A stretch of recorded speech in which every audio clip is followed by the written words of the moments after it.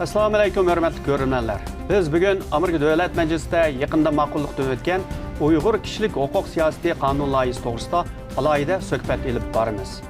Biz bu munosabat bilan Amerikadagi Uyg'ur advokat va Uyg'ur kishilik huquq qurilishi idora hay'atining raisi Nuriy Turkal apandini bu programmaga taklif qildik. Nuriy apandi, programmamizga xush keldingiz. Rahmat sizga.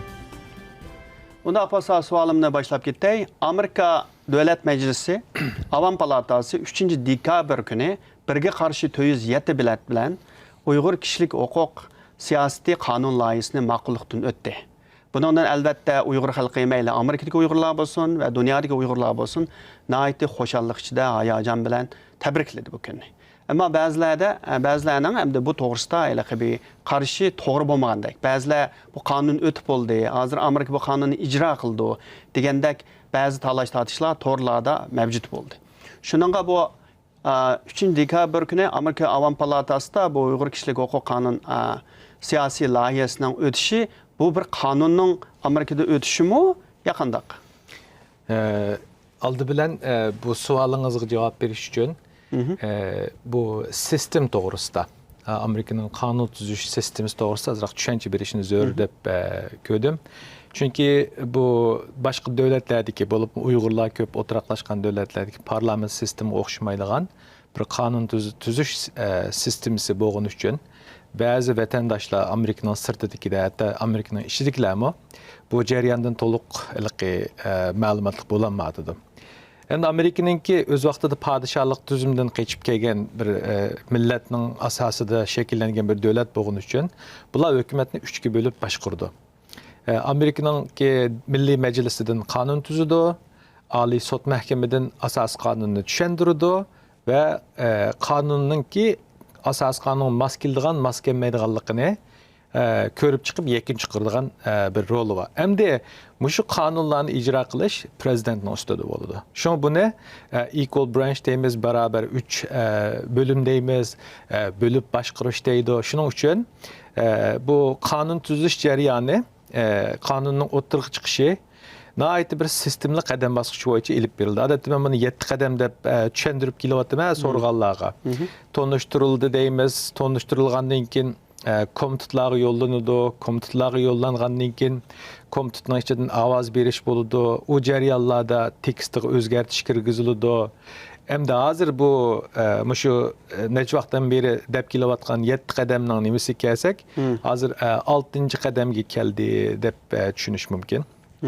Endi bu yerdagi bu qonunning o'tirg'i chiqish ahvolidan tortib hozirgacha qaraydigan bo'lsak, tashqi vaziyatga bek bog'lanishlik va bir ish endi bu.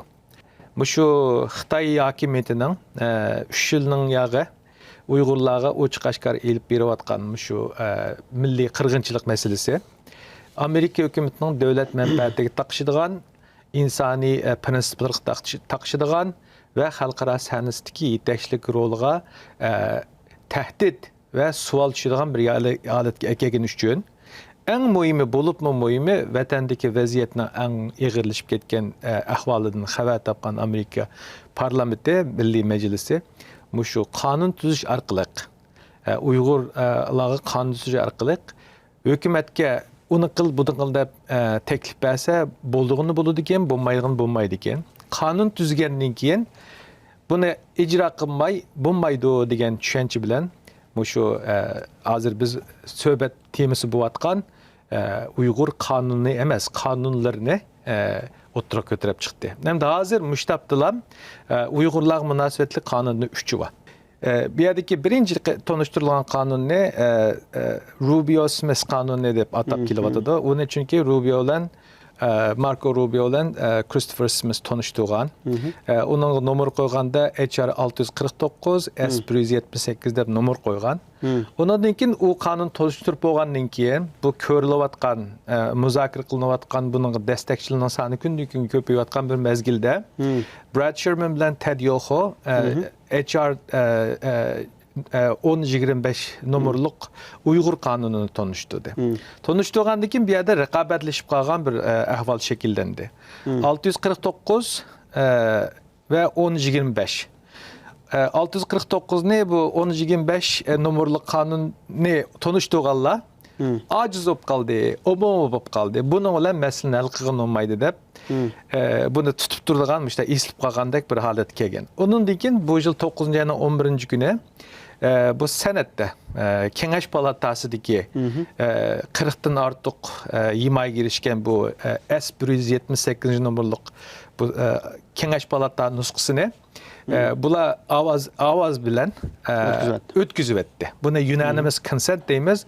Ma jarayonlarni oddiylashtirish uchun ovoz beriblam o'tkazgan narsa. Endi buni o'tkazib, buni House'ga, Avam palataga yo'llab bergandan keyin bu yerda mavjud bo'layotgan ikki raqobat qonuni o'g'achqa bu Nancy Pelosi xonimning yetakchiligida va bizning takliflarimiz bilan bu ikki qonunni birlashtirdi. Birlashtirib, undan keyin shu S178 nomeri bilan 12-oyning 3-kuni ovoz berib, buni hozir Kengash palatasiga yetkazib berdi. Endi bu yerda nima u yoqdan bu yoqqa evatilish bo'ldi deydiganni tushunish uchun bu Amerikaningki parlament sistemasi bicameral deymiz. Ikki sistem bilan bo'ldi. Birisi bu oldingi ovoz berganlar. Uni congressman, congresswoman deymiz, milletvekili deb turayli. 435 nafari var. Ondan keyin yana 100 tane senator var. Avam palata a'zosi var. Nimişki bu shundaq ikki sistemni tuzdi desa, Kengash palatadagi 435 inson vekil shu shtatninki noposining oz ko'pligiga qarab turib bekitildi. Ondan keyin bu Kengash palatasidagi 100 senator har shtatda 2dan nim bilan, san bilan 50 shtatdan 100 senator var. Bu yerda bu bütün shtatga vakillik qilgan senatorlar bilan rayon vakillik qilganlar orasida fikrning birlashtirishni o'tirg'a chiqarish uchun mushundaq bir sistemni qurib chiqqan. Shunga har qanday bir tonishtirgan qonunniki Avam palata nusxasi, Kengash palata nusxasi bo'ldi. Buni ikki tarafda muzokara qilib, ma'qullikda o'tgandan keyin, undan keyin buni compromise bill deb birleştirgen nusxası o'tirg'i chiqdi. O chiqqan chaqda undan keyin ovozi berilib, andaki eng oxir qadamda Aqsarayga evatilib, prezidentning imzosi bilan 10 kunning ichida. Undan keyin ma'qullanib rasmiy qonun bo'ldi. bo'ldi. Unda bo'lsa hozirgi Avam palatada 3-dekabr kuni o'tgan Uyg'ur kishilik huquq siyosat qonun loyihasi. Ilgari bu 9-oyning 11-i Kengash palatada o'tib bo'ldi. Hozir bu Avam palatadan o'tdi. Endi bu bevosita Prezident Trump'a baramdı. Bunu yana o Sherman'ın qonunidan yugurilib, qaytadan shakli o'zgartib, yana senatga baramdı bu Kengash palatasi. Bu hozir bir şeyde şu qaymoq o'tgan masalamiz shu. Aslida bu 11-sentyabrda Kengash palatasida ma'qullangan nusxasi o'z piti Avam palatada qabul qilinib, ovoz qo'yilgan bo'lsa, bu bugun Aqsarayda o'tiradigan yerga kelgan. Aqsarayga bordi. Lekin bu 11-sentyabrda o'tkazgan Kengash palata nusxasi bilan 3-dekabr o'tkazgan Avam palata nusxasida eng halqiliq ikki masalada farq bor. Bu farq masalasini aydınlaşmay turib, bunun oxirgi nusxasiga ovoz bergan bo'lmaydi. Shuning uchun o 3-dekabrdagi qaror va shu nusxasi senatga qaytib keldi. Qaytib kelgandan keyin bu yerda yana bir qiyin bir masala bor. Bu qonunning ichida yozilgan mazmunlarga qarab turib, Amerika Milliy Majlisining har turli komitetlari bu masalaga qarab chiqdi va ayrim ovoz berdi. Buni Congressional Committee deymiz. Kengash palatasini Senate Committee deymiz. Bu Avam palatadagi nusxasini bu Homeland Security, Davlat bexatarlik komiteti, Tashqi ishlar komiteti ko'rib chiqqandan keyin bu tasdiqlanib oyoq keldi. Hozir bu yangi qo'shilgan bu export control mazmuni qo'shilgan, moddasi qo'shilgandan keyin bu Kengash palatasining nusxasi Amerika Kengash palata Tashqi ishlar komitetining ham emas, bank komitetiningki tavaligidagi masalaga aylanib qoldi. Shuning uchun hozir bu yerda unanimous consent bilan unda ovoz berib qilinmaydi. Bunun en hozir şu murakkablashayotgan ahvol shu ko'rinmalarninki aydınlash tegishlik eng cho'ng masalaning birisi. Burun Kengash palatasida bir komitetda ko'rilgan bu qonun loyihasi hozir qo'shimcha moddalar qo'shilganlik sababidan Kengash palatasida banka ishlari komitetining ko'rishga tegishlik masalaga aylanib qoldi. Bu nima vəsilini o'ttirg'i chiqirdi. Masalan, bu Tashqi ishlar komitetining qo'lidagi ish bo'lgan bo'lsa, 11 sentyabrdan tortib 13 dekabrgacha araliqdagi vaqtga o'xshash. Bu senator Rubio, senator Rishla buni so'zlashib bilan ovoz berib ma'qullab o'tkazitish kerakdi. Yetarli. Lekin hozir banka komitetining tavalligiga mas'ul, tavalligiga kiradigan bir masala qo'shilganlik uchun buniki bu shu banking komiteti deymiz, banka komitetidagilarmi buni boshqadan ko'rib chiqib ovoz silish kerak. Endi normal sharoitda bu aslida normal bir ish, lekin bizda hozir bir Uyg'urlarga foydasiz bir ahvol bor. Bu bo'lsa vaqt masalasi. Bu oy bitdi. Christmas, Rojdestvo bayram bo'ldi, yangi yil deymiz. Yangi yildan keyin bu President Trumpningki Amerikaning Kengash palatasida bu impeachment Uyg'urchani qanday tushuntirish mumkin? Bu prezidentni tekshirish, taxtdan tushirish xizmatiningki sud ochildi. Bu sud jarayonida 100 nafar senator, Kengash palata a'zosi shu impeachment trialdan boshqa, impeachment sudidan boshqa hech chiqmaydi. Bu sud mezgili az deganda 6 hafta, uzun bo'lganda 8 hafta ketish mumkin. Bu nima deganlik? Birinchi ayning o'rtasi boshlandi desak, bu so'rilib 3-ayning o'rtasiga ketadi. Endi impeachment tugagandan keyin bu Amerikaningki siyosiy muhitida o'zgarish bo'ldi. Prezident bu Avam palatada bu tekshirishdan o'zini saqlayamaslik mumkin, lekin senatda saqlash mumkin. Chunki uningda 3dan uningga o'xshamaydigan bir sistem. Jumhuriyatchilar ko'p sonda ekanligi uchun u yerdan buningki saq salomat chiqib ketish mumkinligi cho'ng. Ammo mushta ahvol ostida hozir bu 3 dekabr kuni Amerikaning Avam palatasi o'tgandan keyin ba'zi masalan Kengash palata a'zolari buni yilning oxirigacha biz bitiramiz deb aytganlar bor. Bundan qanday qaraysiz? Buni mumkinchiligi bor. Ham nimishki bularni nim qotdi degan biz berib so'zlashyapmiz bular bilan. Agar sen buni hozir qilmasang, bu senatdagi sud boshlanib ketgandan keyin bu bir palachali tushsalar, undan keyin bahor oylari keladi. Bahor oylaridan yoz oyiga kelguncha sizlarningki qildigan boshqa ishlaringlar chiqib qolish mumkin. Yozdan ta'til bo'ladi, ta'tildan keyin yangidan davlat milliy majlis saylimi, prezident saylimi kirsizlar. Mushunaq bo'lgan chaqda shu o'tganki 15-16 oyni qotgan xizmatinglar oqiga surilib 2021-yil 2-oy qoladi. Sizlar buni xohlamaysiz, shuning uchun buni darhol hal qilishning usulini tepinglar degandan keyin unda hozir bu yerda boshqa turishyapti. Buni hal qilish usuli banka komiteti buning qaramasimi bo'ladi, yo o'zining huquqini o'tkazmasdan bo'ladi deb aytganlar. Ya'ni u eng yaxshi bir usul. Bu yerda necha xil usul bor. Birinchisidan shu hozirgi ko'p sondagi jumhuriyatchilarning boshlig'i bo'lgan Mitch McConnell, az sondiklarning boshlig'i bo'lgan Chuck Schumer ikkisi buni ovozi qo'ysa, buning yoqdi ham. Chunki ular ashta qoida bekitalaydi. To'g'ri. Birinchisi, ikkinchisi bank komitetidagilar bu masalaning 95% masala bank komiteti munosabatsiz ekan. Faqat sanction jazolash, iqtisodiy jazolash moddasi bo'lganicha bizga kelyapti. Biz buningga bo'lgan qonuniy tavalligidan chiqatdik. Buni waiver deydi inglizcha. Desa, u bir hal qilish usuli. Endi 3-chi hal qilish usuli hozir u Texasning senatorsi John Cornyn bilan Virginiyaning senatorsi John Warner ikkisi yangidan yana bir qonun tanishtirdi. Uyg'ur Act'ni qo'g'dash qonuni deydigan. Uningda maxsus export control masalasini bank komitetidan ko'rib chiqib, undan keyin bu senatga qaytib kelgan 178 nusxasini birlashtirib, Avam palatasiga o'xshash qilib, bunda o'tkazish. Lekin bularning niyatidan birisi durust. Hozir Tashqi ishlar komitetining boshlig'i senator Rish, undan keyin Rubio, ondan keyin Menendez ranking member deymiz, ikkinchi qo'l. Ondan keyin bu cho'ng shtatlar, Uyg'urlar o'tiraqlashgan shtatlardagi g'olliq senatorlar, masalan bugun bir qancha senator hatto Olimpik komitetiniki Xitoylarning tuzgan to'xtamni boshqadan ko'rib chiqishni tashabbus qildi. Bu yerda nihoyatda bir aktiv bir jiddiy bir harakat bor Amerika senatida. Nima uchun? Nima uchun bunday jiddiy? Masalan, Amerikada qonun chiqarish shunchalik tez. Hozirgacha Amerikada masalan qurollarni kontrol qilish to'g'risida 30-40 yıldan yaxı qılamayıbatı. Nurgun Amerikalıqlar ölübatıdı. Nima üçün bu Uyg'urning bu qanıga kelganda bular bunda tezlashtirib qiladi? Yaqında biz bir qo'lliq Milliy Majlis a'zosi bilan ko'rishgan. Uningki deganda, nimishqa bu Uyg'ur masalasiga bunda jiddiy muomala bo'lyotidi. Biz endish qilyapmiz, lekin yani sening gaplaringdan jiddiycha ko'ryapmiz deganda, biz uchun bu bir hayot mamat masalasi.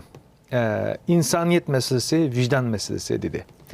Nimishki bunda deysa desak, mesela Hong Kongdan qonun chiqardik deydi. Hong Konglikninki bizning ba'zi Uyg'urlar ko'rib ishtik ketadi. Unda emas, 6 yilda chiqdi Hong Kongning qonuni.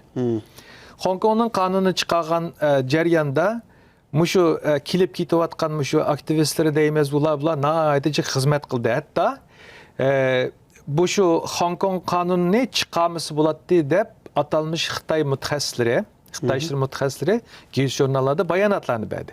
Shunda chiqdi, bizga taxi undan bir bayonot berilib baxmadi. Endi bu gaplar nimishqa deysiz desangiz, tabiiy bu shundaq bir jiddiy bir vaziyatda, xalqliq vaziyatda, odam o'layotgan bir mezgilda Uyg'ur bo'lishimizdan biz darhol buning ishtik o'tishini orzu qilamiz. Lekin siz nima bilasiz, 20 yilni yashab bundaq jiddiy usulda, bundaq tafsiliy mazmun bilan siyosiy byuroning a'zosidan birisini jazolaymiz dedi. Bundan narsa ko'rilib baxmagan. Ammo to'g'ri, u 20 yildan yaxın bunda bo'layotgani bilan endi bu Amerikaning ishirki masalan nurg'un. Dunyoda masalan o'layotgan, tutilayotgan, ziyonkashlik uchrayotgan millatlar shunda jiq. Endi albatta bu iliq bir insonparvarlik masalasi bo'lishi mumkin. Uyg'urlarning ziyonkashlik uchrashi bir masalasi bo'lishi mumkin. Nima uchun endi bugungi kunda bu Xitoy degan bir cho'ng davlat, Amerikaning eng cho'ng savdo davlati ham ikki davlat orasida. Dunyodagi ikkinchi bir kuch. Uyg'urlar shu Xitoyning qo'lida ezilayotgan bir millat bo'lganligi uchun nima uchun Amerika ham Uyg'urlarga bunda kuchab ketdi. Bu davlat majlisi. Asli qolgan davlatlar hozir ko'ryapmiz, masalan Turkiyani ko'ryapmiz, musulmon davlatlarni ko'rib, ammo Xitoy kelgan chaqda qo'rqib, titrab, Xitoyning bergan puliga rozi bo'lib, Xitoyga qarshi hech qanday birim demayapti. Amerika masalan Uyg'urning masalasini o'tirib qo'ymasa, Xitoydan zo'r foyda olish mumkin. Hamma narsani qayirib qo'yib, hozir bu Uyg'urning bu qonunni chiqaramiz deyapti. Bu nima sabab? Bu Amerikaning tarixida mujuningga o'xshash so'qqan yoki pozitsiya tutmay o'tkazgan bir mezgilida nurg'un insonlarning jiniga zamin bo'lgan bir tarixi bor. Masalan, Ikkinchi dunyo urushi vaqtida Winston Churchill Amerikaning shu vaqtdagi prezidentidan FDR'dan yordam so'ragan chog'da Hitlerning askarlari qarshi toza illiq ifoda chiqmagan. Shunga o'xshash tarixlarning qayta takrorlanib qilishni Amerika davlat manfaati, milliy manfaatiga uyg'un kelmaydigan masala deb ko'rdi. Ikkinchidan, bu yerda Xitoy tahdid degan bir hukm bor. Bu yerdan necha yildan beri Xitoy hokimiyatiningki ilgarlik bilan neyranlarni ishlatib, besimlarni ishlatib, hatta o'zining iqtisodiy manfaati, iqtisoddagi afzallikdan foydalanib xalqlarning zuvanini bejiztirishda qilmishlar bilan bu Amerikaga davlat tahdidi ekilgan bir yerga o'zini ekilgan. Endi bu tahdidni Amerika xalqi, Amerika davlati Uyg'urlarga bo'lgan muomalasidan ko'ryapti. Bu insoniyat qarshi jinoyat, Amerikaning davlat bexatarlik manfaati, davlat manfaati, qimmat ko'z qarashi va dunyodagi strategiyalik planlarga bevosita ta'sir ko'rsatgan masala bo'lgani uchun buningga boshqalar o'xshamaydigan jiddiy pozitsiya turadi. Bu yerda bir jiddiy vaziyat bor. Adam o'lib turvasak, bu qandaqmi o'zimizni odam deb ko'ra olamiz. Bu bizning davlat manfaatidan boshqa insoniyatimizning so'ra qoldigan bir mezgil deydigan bir vaziyat bor.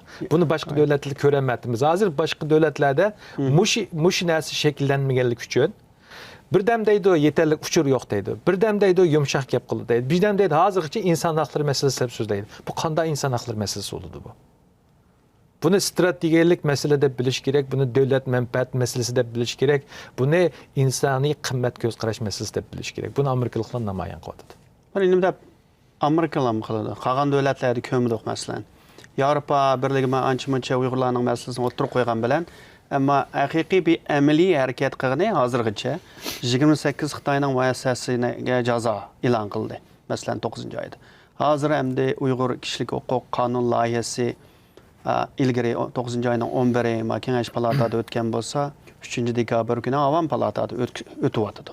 Buna qanday qaraymiz? Nima deb Amerikaning nima ishi bilan ular Uyg'urlar nima ishi masalan? Amerikadagi Uyg'urlarni hisob kelsak, bejiq biz 5000 badu. Endi bu 5000 odam degan Amerikadagi bunda bir davlatda bir sonini aydi az bir xalq, endi Uyg'urlarning bu yerda moliya, Amerikaning siyosati, Amerikaning qonunining ta'sir qilgandek unchalik kuchli bir moliya asosimi yo'q. Bunda sharoitda Amerika yana nima uchun endi bugungi kunda Uyg'urdan keyin jiddiy shaklda o'tkazmasak bo'lmaydi bu qonunni deb Avam palata bo'lsin, Kengash palata bo'lsin, hozir yilning oxirigacha buni chiqarib o'tishimiz kerak degan bu kuchga keldi. Bu yerda bir necha sabab bor. Birisi bu Xitoy hokimiyatining Kommunist partiyaning qandaq bir hokimiyat, qandaq bir hukumatlikni tonish masalasi.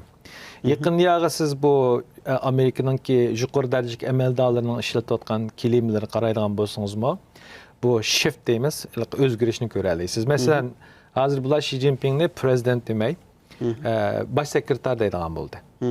Hozir bu Xitoy hukumati demay, Kommunist partiya deydigan bo'ldi. Nemishki bu yerda tonish masalasi. Kommunist partiya degan narsa nayt bir bexatarlik tuyg'usi olmagan vasvasachida qilgan bir partiya ideologiyasi bo'lg'achqa buningga zo'lab adam ekilgan bir nimasi bor. Buni inglizcha transformation process deymiz. Mecburi. Bu insonning kallasini, vijdonini, g'ururini, insoniyatini boshqadan kompyuterning ichiga solgan yumshoq detaga o'xshash reprogramming qilgandek bir narsa. Buni Amerika qabul qilolmadi. Biz 21-asrda 2018-19da Uyg'urlarga o'xshash shunaq bir mag'rur tarixiy shon sharaflari va asar yaratgan imperator qilgan shunaq bir millatni, siyosiy millatni, kashfiyotchi millatni bu Xitoy yo'q qilish orqali o'zidagi bexatarlik tuyg'usini o'stirmoqchi degan narsa. Bu tonish masalasi. Ikkinchidan bu yerda biraz bazı mutaxassislar buni geopolitics deymiz, geostrategiyalik masalaga taqmaslik kerak dedi. Lekin bu yerda bu ochiq masala. Mesela Uyg'urlarni Xitoy hukumati vaqti kelgan chog'da Xitoy va Amerika orasida bir to'qinish o'tirg'i chiqib qolsa, o'zini alohsada qildigan, patparaq qildigan yoki muqimsizlashtirgan bir muqimsizlik omili deb ko'rdi. Bu muqimsizlikning omili Uyg'urlar o'zini millat va diniy kimligi bilan mavjud bo'lib saqlab turib qolsa, bu oxirida biz siyosiy tahdid oldu. Bu siyosiy tahdidni Amerika hukumati qo'llandi degan bir xohishi bor. Bu yerda bir vijdoniy majburiyat masalasi var. En oxiridagi uchinchi bir masala Amerikadagi bu Uyg'ur jamoatchiligini, tashkilotlarningki bu hozirgi navbatdagi vaziyatdagi rolini salchoqlashga bo'lmaydi. Ko'ryapsiz, anglatsiz, o'zining yerlik shu milliy devlet Milli Meclis vekillerinin öyle işgallarına berip aşağıda iltica qilishleri, yardım so'rashleri, onundaki bu teşkilatlarının daim berip aşı kongresdeki ya hükümetlik adamlarla görüşüp, ularla sözlü işlem emas, teklif ve tanqid berish. Bu fakat başka devletlerde görülmeydi. Müşahede bu vatıdı bu. Yani müşahede bir whole package, müşahede bir taraftan, ictimai, onundan keyin cemaat, onundan keyin hükümet, onundan keyin akademiya, onundan keyin matbuat, onundan keyin radyo, Erkin Asiya radyosunun bir rolu çoğun bununda. Bu kanun çıkarış için, tedbir kılınış için paket gerek. Bu hazır G'arbning matbuatlarida nayet köp paketlar berilayotgan bilan paketning uvgusini açkan radyo Erkin Asiya radyosu. Aldıngi Christopher Smith, şu 3 dekabrdagi munozara nutqida alayda radyo Erkin Asiya radyosununki şu fact finding kısmıga paket toplash kısmını qo'shgan to'pisini o'tirg'i alayda og'zi qoldi. Yani başka devletliklarni yaguğanlik emas, lekin başka devletlarda bundaq bir sharoit yo'q. Bundaq bir jamoatchilik yo'q, bundaq bir medyat organi yo'q, bundaq bir ishlarni ichib beradigan hukumat yo'q, bundaq o'tirib Uyg'urlar bilan suhbatlashib fikr oladigan Devlet Meclisi'ninki Ali məsləhətçiləri yox. Uyghur Kişilik Hüquq Qanun layihəsi 3 dekabr günü Amerikanın Avam Palatası ötkəndən keyin Xitayının Təşqi İşlər Ministerliyi bolsun, Xitayının elçixanaları, konsulxanaları bolsun, Xitayının barlıq mətbuatları bolsun, həm Xitaydakı onunki terrorizm qarşı işğan bolsun, İslam dini birləşmələri bolsun, hətta Uyğurlarını çıxarıb ayıplı gözlü bunun. Xitay hökuməti bu qanundan nima qo'yadi? Mesela Hong Kong'a ko'rsatgan inkası bilan Uyg'ur qonuni tex o'tmadi-ku, to'liq qonun bo'lib tex o'rtaga chiqmadi. Mushundaq bir o'tkinchi mezgildagi narsa qilayotgan pozitsiyasi bilan o'tib qonunlash bo'lgan orasidagi pozitsiyasi qaraydigan bo'lsa, bu Xitoy hokimiyatiningki qanchalik bir vasvasiga tushganligini his qilgan oldu. Bu yerdagi eng cho'ng masala inglizcha pocketbook issue deymiz. Bu yanchuq masalasi, iqtisodiy masala bu. Hozir qarab beqing. 10-nji ayda e'lon qilgan entity listda 28 organ bor. 28 organning 18i bizning vatan Sharq Turkistondagi Police Department, saqchi organlari. Ondan keyin bu Amerikaniki entity listni ilqi tizim qilish uchun qor tizimlikqa birinchi qaraydigan narsa davlat bexatarlik tahdidi. Tunji qitim Amerika tarixida insan haqlari nuqtai nazaridan bu qonun ishlatilishi hisoblanadi.